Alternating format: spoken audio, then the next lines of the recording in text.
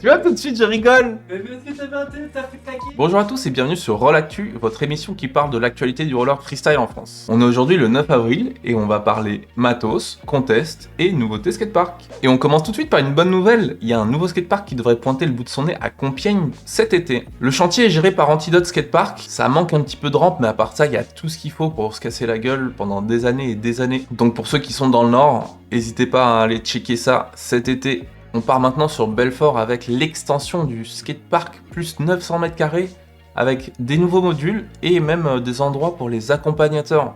Pour ceux qui sont dans le coin, je vous conseille d'aller refaire un tour, voir un peu ce qui a changé. Et c'était la fin de l'actualité des skateparks. On va maintenant lancer une nouvelle rubrique, le point matos. Et attention, je suis pas du tout un expert en matos parce que ça fait pas assez longtemps que je roule, mais j'ai des amis chez Click and Roll qui m'ont tenu au courant des dernières nouveautés. Donc merci à eux et puis si vous voulez acheter des rollers chez quelqu'un, autant aller chez eux.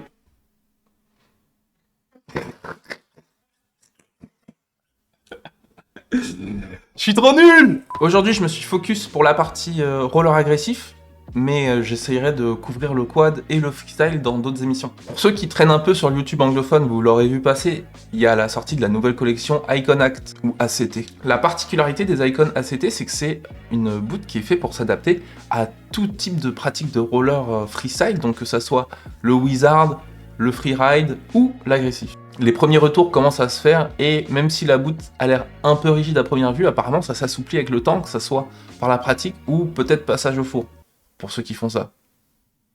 On vous voit. Donc pour ceux qui cherchent un roller qui s'adapte à toute situation mais qui a besoin donc de montage, démontage, ça peut être le bon compromis pour ceux qui n'ont pas une énorme bourse.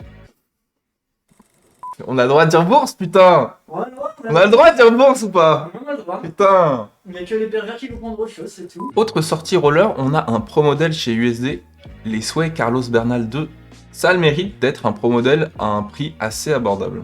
Maintenant, on fait un tour du côté de la SAP avec un produit des USA qui arrive enfin en Europe, c'est les jeans Mesmer, les baggy qui sont très populaires là-bas. Pour ceux qui aiment rouler façon année 2000, les mecs comme Alec là qui font des 540 avec des shorts sous le jean, t'as capté? C'est pas moi. Ouais, Qui a ouais. le short. Ouais, c'était pas C'est toi, lui. ouais. Non, Ouais, c'est pas moi. c'est pas moi. Ouais, Shaggy, ouais. Ok. Et pour faire plaisir aux vieux de la vieille, on a les Kaiser Fluid 4 et 5 qui vont sortir dans un nouveau coloris, un coloris rétro qui rappelle les Kaiser Fluid 1 et 2. Et voilà pour la partie matos, maintenant on va passer du côté de l'agenda pour les contests à venir. Je remercie toujours Evans Roller qui fait un super taf sur Instagram, et je vous invite une fois de plus à aller les follow. On commence par une mauvaise nouvelle. Les M-Quad Games, qui étaient une étape du championnat de France de roller quad, sont annulés. Le week-end d'après, il y a 2 contests de prévus. En premier, direction Quimper pour le Sami Blading Contest, qui est une étape du championnat de France de roller street. Le lendemain, on part à Cabris, ou Cabris, je sais pas comment ça se prononce, pour le freestyle contest réservé aux moins de 18 ans. Et ensuite, pour le dernier week-end qu'on va couvrir, on part à Massy le 3 mai pour le Pétasaucisse. Pas de contest en soi, mais il y aura quand même des best tricks et des outs et autres joyeusetés prévues sur place. Et normalement, on y sera avec Roller Vibe. Et voilà, c'est tout pour l'agenda. Maintenant, on passe sur la dernière rubrique pour aujourd'hui, les résultats de contest. En effet, depuis la dernière vidéo, il y a eu 3 contests qui ont eu lieu. Il y a eu l'USV Contest, il y a eu la M-Gliss Cup et il y a eu le FIS Session.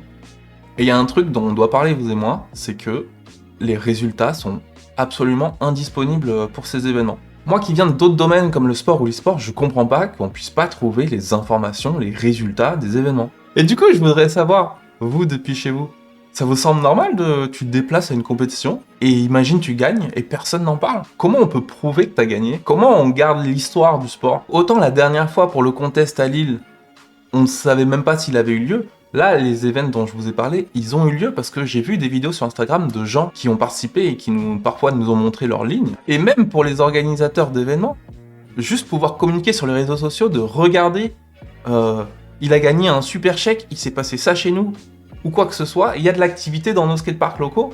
C'est important en fait, je comprends pas comment les gens ne s'en servent pas comme outil de communication.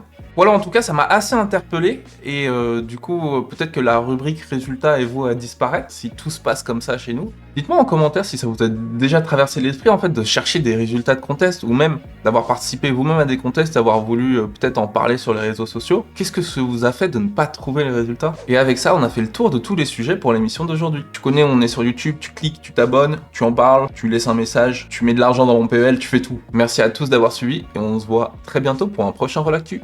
Ciao ciao!